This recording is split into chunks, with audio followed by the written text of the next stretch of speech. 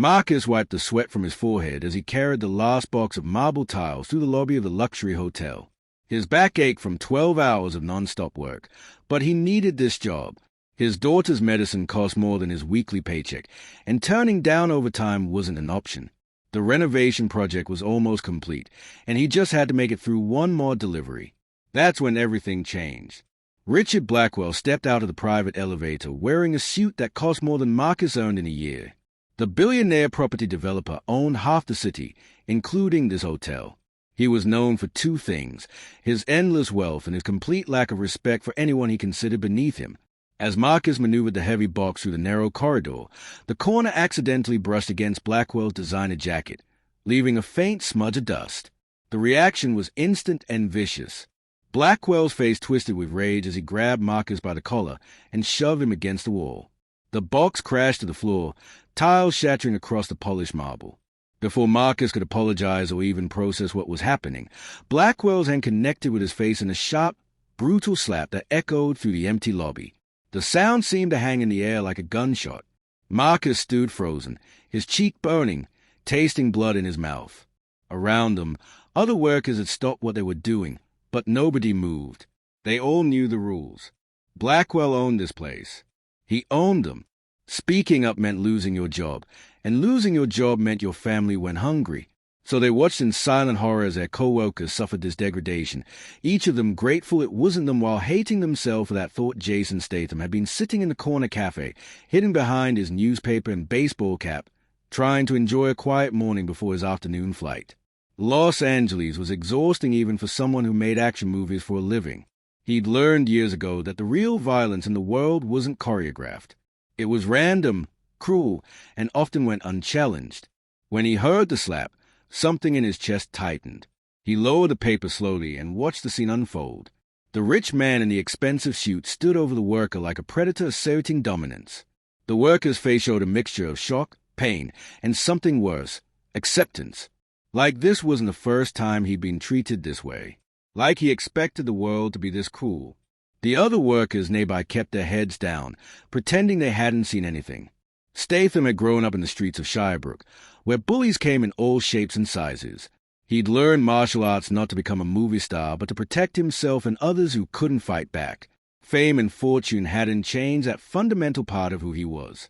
His mother had raised him to stand up for people, to never walk away when someone needed help. Some lessons you don't forget, no matter how comfortable your life becomes. He stood up, his chair scraping against the floor. The sound drew a few curious glances, but most people were still focused on their phones, their laptops, their own isolated worlds. That was the problem with modern society. Everyone saw everything, but nobody did anything. They'd rather film a tragedy than stop it. They'd rather share an injustice than confront it. Well, not today. As he walked toward the scene, he remembered something his martial arts instructor had told him decades ago. Real strength isn't about winning fights. It's about having the courage to enter them when others won't. Those words had guided him through countless situations, both on camera and off. Today would be no different. Blackwell was still berating Marcus, his voice dripping with contempt, when a hand landed firmly on his shoulder. He spun around, ready to unleash his fury on whoever dared interrupt him. But his expression changed instantly when he recognized the face. Jason Statham stood there, his jaw set, his eyes cold and calculating. The transformation from quiet cafe patron to imposing presence was complete. "I think you owe this man an apology," Statham said, his voice calm but carrying an unmistakable edge. His British accent made each word sound both polite and threatening simultaneously. Around them, phones started emerging from pockets. People finally paid attention now that something interesting was happening, now that a celebrity was involved. The irony wasn't lost on Statham. Blackwell's shock lasted only a moment before his arrogance returned. He clearly wasn't used to being challenged, even by someone famous. "This is none of your business," he snapped, trying to pull away. "This is my property, and these are my workers. I'll treat them however I want." His entitlement was staggering, his complete lack of shame even more so. Statham didn't move his hand. If anything, his grip tightened slightly. Actually, treating people like property went out of style about 160 years ago. he replied, his tone conversational but his body language anything but casual. Years of fight choreography had taught him how to read opponents, and this man was all bluster. Now you're going to apologize to him, and then you're going to think very carefully about how you treat people in the future. The lobby had gone completely silent. Even the construction sound from the upper floors seemed to have stopped. Marcus stood against the wall, blood still trickling from his lip, watching the surreal scene unfold. He couldn't believe what was happening. Men like Blackwell never faced consequences. They lived in a different world, played by different rules. But here was someone actually standing up to him, someone who couldn't be threatened or bought. Blackwell tried to salvage his dignity through intimidation. "Do you know who I am?" he demanded, his face reddening. "I have lawyers who will bury you. I have connections that reach everywhere. One phone call and I can make your life very difficult." He was used to this working. Threaten someone's career, their reputation, their future, and they'd usually back down. But Statham just smiled slightly, and somehow that was more unnerving than any angry response. "And do you know who he is?" Statham gestured toward Marcus without breaking eye contact with Blackwell. "Probably not.